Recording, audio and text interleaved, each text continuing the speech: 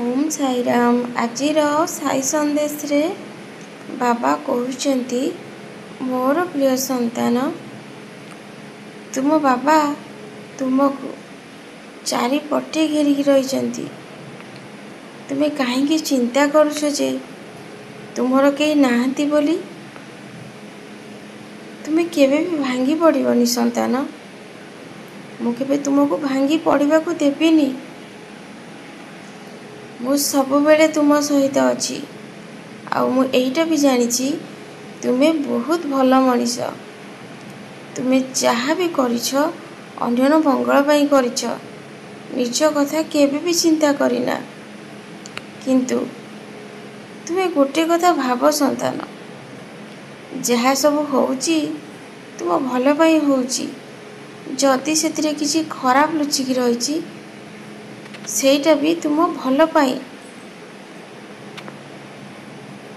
किछि भल दिन देखा हेले खराब समय को सामना करने को पड़ी थाए संतान। ये छोट छोट कथा को सब बेले मन रे रखिब। बाबा को केवे भी दोष दबनी। जीवन रे केते बेले झड़ सृष्टि हब केते बेले सुख आसीब।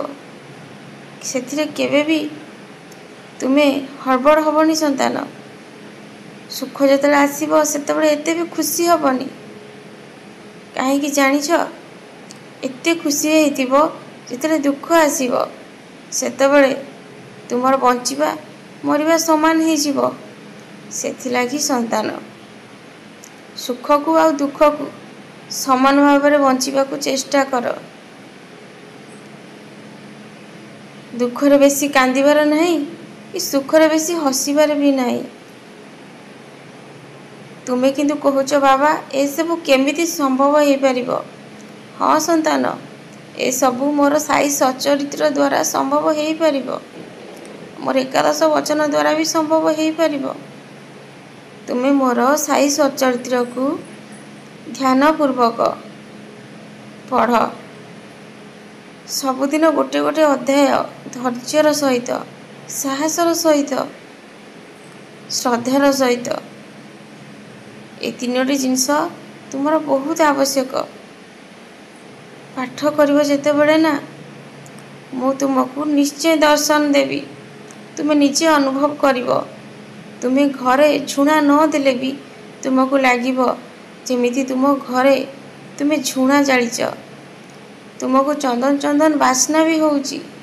बहुत किछि प्रकारर सुगंध तुम घरे आसीबो। तेबे जानिबो कि तुम घर को बाबा आसीचंती।